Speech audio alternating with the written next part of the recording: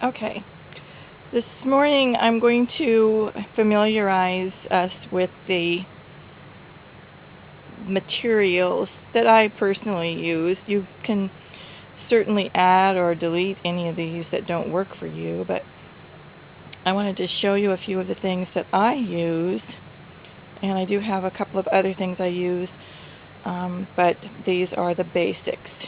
So first, I have a Tanakh, and I'm hoping I can give you a good view of what's going on with each of these.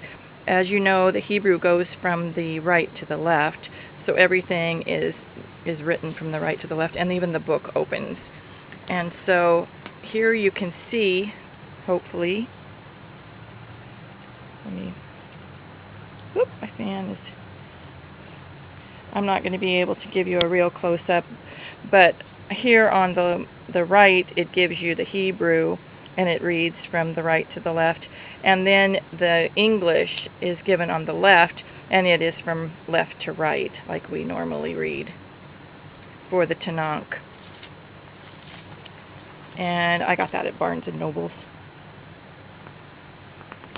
I also have the Chumash, and this is the Jewish Pentateuch. I actually have it upside down here, I apologize. And it will be from your right to your left. It does give you English footnotes, and on the left page will be your English, on the right is your Hebrew, and the footnotes are in the Chumash are priceless. Gives you a lot of information. This isn't turning out as well as I would like, but at least it will give you an idea of the books.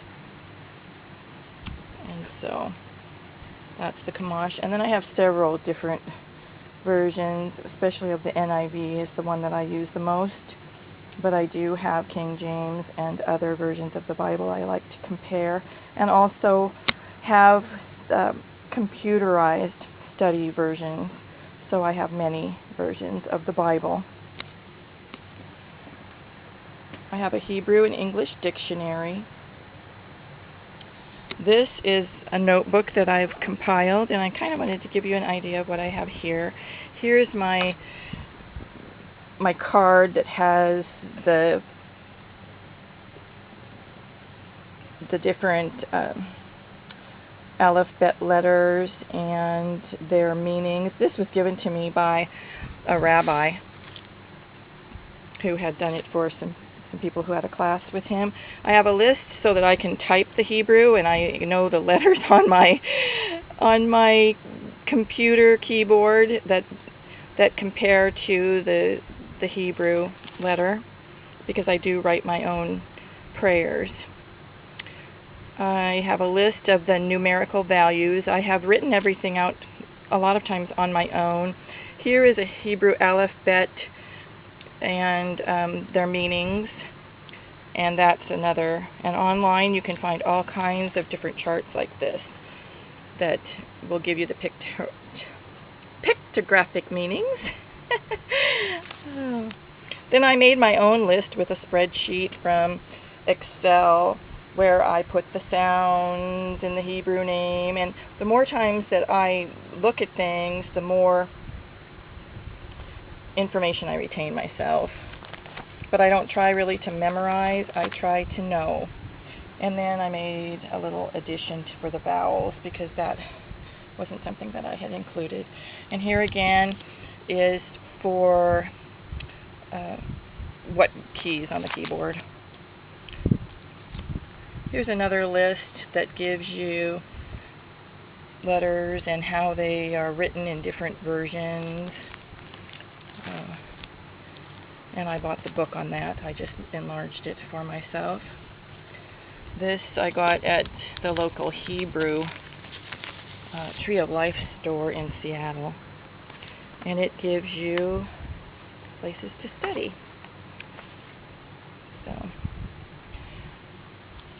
another list I have started generating, and did several years ago start doing this, my own Hebrew calendar so that I know when the feasts and festivals are.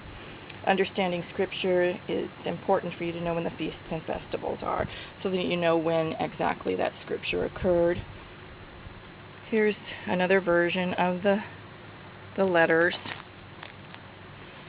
and I just do a lot of studying on it, so I've got all kinds of other things in my notebook. And this is my, and I just love this thing. It's just a magnifying glass, but it's very pretty.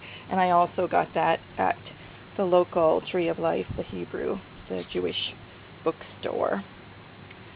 So, and you can order those through the mail. You can get catalogs from them. So those are my basic materials that I use. I apologize for the quality of the video, but hopefully you'll get an idea of what's going on here.